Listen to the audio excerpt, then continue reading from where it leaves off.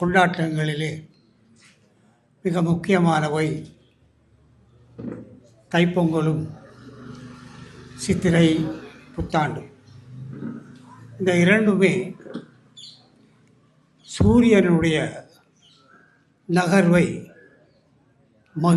மத்தியமாக மையமாக கொண்டவை. அவ்வாறான ஒரு இரண்டாவது நிகழ்விலே, முதலாவது நிகழ்விலே ஏற்கனவே முதல் முறையாக இலங்கை தமிழரசு கட்சியினுடைய தலைமையகத்திலே ஒரு பொங்கல் நிகழ்வையும் கவிசேஷன் நிகழ்வையும் நடத்தியிருக்கிறோம். இப்பொழுது தொகுதி வாரியாக மானிப்பாய் தொகுதியினுடைய இலங்கை தமிழரசு கட்சியின் கிளையை ஆரம்பித்து அதற்கான முயற்சி எடுத்திருக்கின்ற வலி தெற்கு பிரதேச சபையினுடைய தவிசாளர் பிரகாஷ் அவர்களே, இந்த முயற்சியில் முன்மாதிரியாக இணைந்து செயல்பட்ட தம்பி துவாரகர் அவர்களே, எங்களுடைய கட்சியினுடைய பொதுச் செயலாளர் மதிப்பார்ந்த ஜனாதிபதி சட்டத்தரணி சுதந்திரன் அவர்களே,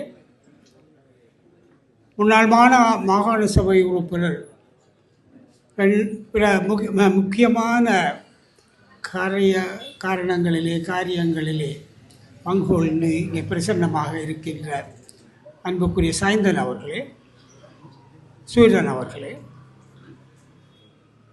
எல்லாவற்றுக்கும் மேலாக இங்கே பிரசன்னமாக இருக்கின்ற மதிப்பார்ந்த மதகுருமார்களே, மானிப்பாய் தொகுதியினுடைய கிளையினுடைய உறுப்பினர்களே, தெற்கு பிரதேச சபையினுடைய உறுப்பினர்களே, என்ன சகோதரர்களே, உங்கள் எல்லோருக்கும் என்னுடைய பணிவான வணக்கம்.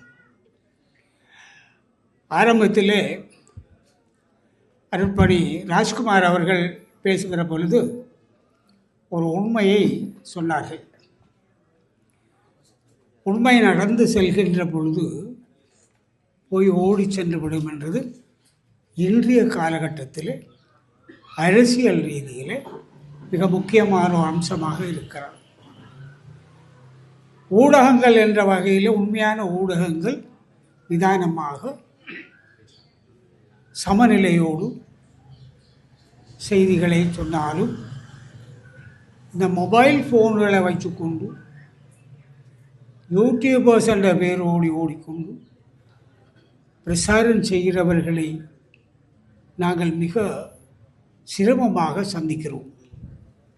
அவர்கள் நாங்கள் சொல்வதற்கு முன்னாலே தங்களுடைய கால்களை, கைகளை, காதுகளை ஊட்டி பல விடயங்களை மக்கள் மத்தியிலே சொல்கிறார்கள்.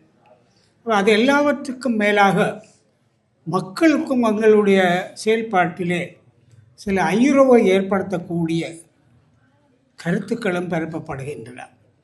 ஆகவே மக்களுக்கு நாங்கள் என்ன செய்கிறோம், கட்சி என்ன செய்கிறது, கொள்கை ரீதியாக என்ன செய்கிறது என்ற சில விடயங்களை மக்களுக்கு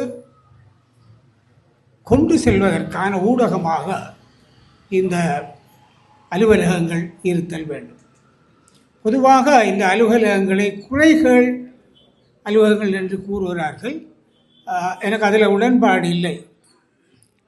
இந்த அலுவலகங்கள் தனியே மக்களுடைய குறை கேட்பதற்காக மட்டும் இருக்க முடியாது. உண்மையாக இப்போது அரசியல் ரீதியாக இருக்கக்கூடிய எங்களுக்குள்ள பிரச்சனை என்னவென்றால், சில கோட்பாடுகளை, சில கொள்கைகளை தலைமைகள் எடுக்கின்ற பொழுது அதனுடைய தாக்கங்கள் மக்களை சென்றடைவதில்லை. அதே நேரம் நாங்கள் சில கொள்கைகளை எடுக்கின்ற பொழுது அல்லது முன்னெடுக்கின்ற பொழுது அதனுடைய உள்ளீடுகள் பெரிய அளவிலே மக்களுடையதாக இருக்கிறது இல்லை. சில சமயங்களிலே நாங்கள் சிந்திக்காதவற்றை மக்கள் சிந்தித்து அவர்களுக்குள்ளே பேசிக்கொண்டாலும் அது தலைமையை வந்தடைவதில்லை. ஆகவே எங்களுடைய கொள்கை வகுப்புகளிலே மக்களுடைய கருத்து உள்ளீடுகள் மிக முக்கியமானவை. ஆகவே இந்த தொடர்பாடல் என்பது ஒரு இருவழி பயணம். அந்த அந்த இலக்கை இந்த தொடர்பு அலுவலகங்கள் பூர்த்தி செய்யும் என்று நான் நம்புகிறேன். அவை இது ஒரு நல்ல நாளிலே தமிழரசு கட்சி வீழ்ந்தாலும் எழுந்து நிற்கும், நீண்டு நிலைத்திருக்கிறது, மக்களோடு மக்களாக இருந்திருக்கிறது. கொள்கை வகுப்பு என்று வருகிறே நான் பல இடங்களில் இப்பொழுது கூட என்னுடைய இல்லத்திலிருந்து இங்கே வர்ற பொழுது எனக்கு ஒரு விடயம் ஆழமாக தாக்கமாக இருந்தது. நான் பகிர்ந்து கொள்கிறேன். இதில் நன்மையும் இருக்குது, தீமையும் இருக்கும். ஒரு கருத்தை சொல்கிற பொழுது பிரெயின் ஸ்டோமிங் என்று சொல்வார்கள். சிந்தனையை விட்டு மக்களுடைய சிந்தனைக்காக அதை பகிர்ந்து கொள்கிற பொழுது அதனுடைய நன்மை தீன்மைகளை தலைமை தெரிந்து கொள்ள முடியும். வலிகாமம் கிழக்கு என்பது ஒரு செம்மண் பிரதேசம், பிரதானமாக ஒரு விவசாய பிரதேசம். யாழ்ப்பாண மாவட்டம் இந்த மண்ணினுடைய விவசாய உற்பத்திகளை, எங்களுடைய தேவைகளை பூர்த்தி செய்கின்ற ஒரு மண்ணாக, ஒரு பிரதேசமாக காலாதி காலமாக இருந்து வந்திருக்கிறது. ஆனால் இப்பொழுது அவை எல்லாமே சீமந்த கட்டிடங்களாக மாறுகிற பொழுது ஒருவேளை அநேகமாக அண்மை காலத்தில் முழுமையாக நாங்கள் இந்த அம்புள்ளியை நம்பி இருக்கப் போகிறோமா என்ற கேள்வியை கேட்க வேண்டிய நிலையிலே நாங்கள் இருக்கிறோம். மாற்று சிந்தனைகள் இங்கே தேவைப்படுகிறது. ஒரு விவசாய நிலப்பாவனையினுடைய மதிப்பீடுகள் செய்யப்பட வேண்டிய தேவை இருக்கிறது. அந்த விடயம் சம்பந்தமாக மக்களுடைய கருத்தை கேட்டுக்கொள்ள வேண்டிய தேவை இருக்கிறது. நான் நீண்ட நேரம் பேச முடியவில்லை. உண்மையாக தொடர்ந்து இருப்பது சிரமம். ஏனென்றால் நான் ஒரு கோயில் நிகழ்வுக்கு செல்ல வேண்டி இருப்பதாலே என்னுடைய உரையை செய்வதற்கு முன்னம் ஒரு விஷயத்தை சொல்ல விரும்புகிறேன். நாங்கள் பல விஷயங்களை தலைமையாக கையாளுகிறோம். முக்கியமாக இந்த அரசியலமைப்பு எல்லாரும் பேசுகிறதான். இப்போ எல்லாரும் பேசுகிறார்கள். திருவண்ணாமலையில் பேசுகிறார்கள், கொழும்பில் பேசுகிறார்கள், யாழ்ப்பாணத்தில் பேசுகிறார்கள், எல்லாரும் பேசுகிறார்கள். நாங்கள் எல்லா இடம் போவோம், நாங்கள் எல்லா இடம் போகிறோம். அது உங்களுக்கு சொல்ல வரும். நாங்கள் எல்லாம் போகிறோம்.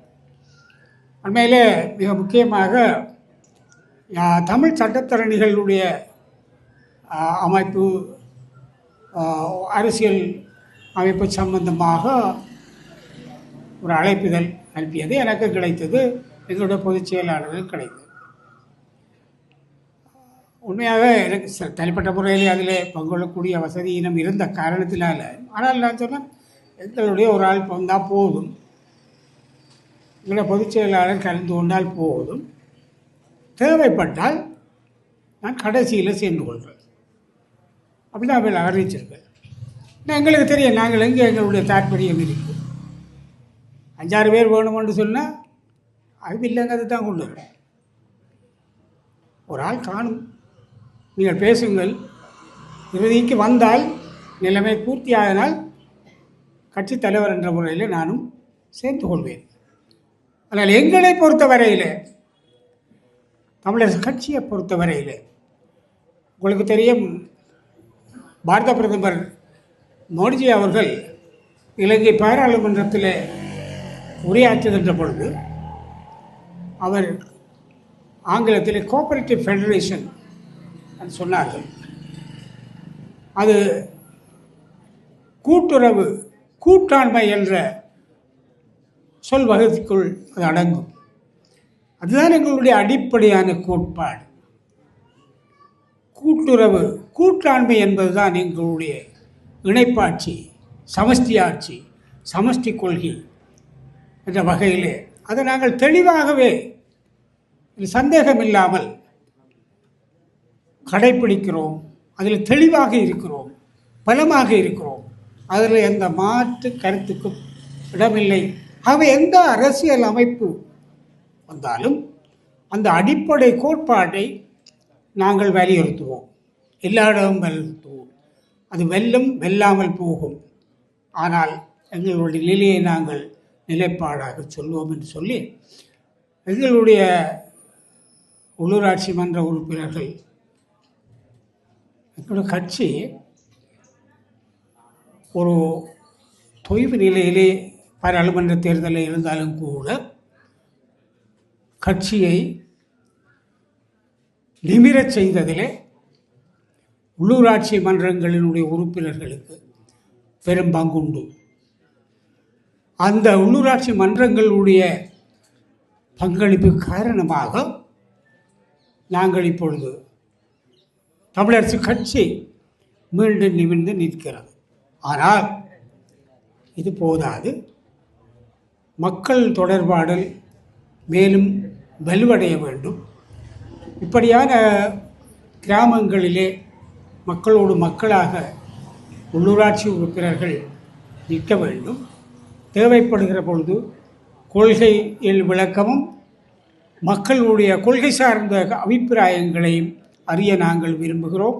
அந்த வகையிலே நானும் பொதுச் செயலாளரும் அந்த விடயங்களிலே சமூகமளித்து உங்களோடு பங்கு கொள்வோம் என்று சொல்லி இந்த அரிய வாய்ப்புக்கு நன்றி சொல்லி முயற்சி எடுத்த எல்லோருக்கும் கட்சி சார்ந்து தலைவர் என்ற முகையில் நன்றியையும் சொல்லி இந்த பிரசன்னமாக இருக்கிற உங்கள் எல்லோருக்கும் என்னுடைய பாராட்டுதலையும் நன்றியையும் செய்வி இதை நாங்கள் எதிர்பார்க்கிறோம் என்றதை வலியுறுத்தி கூறி விடைபெறுகின்றேன். நன்றி, வணக்கம். மேலதிக செய்திகளுக்காக எமது யூடியூப் தளத்தை சப்ஸ்கிரைப் செய்யுங்கள்.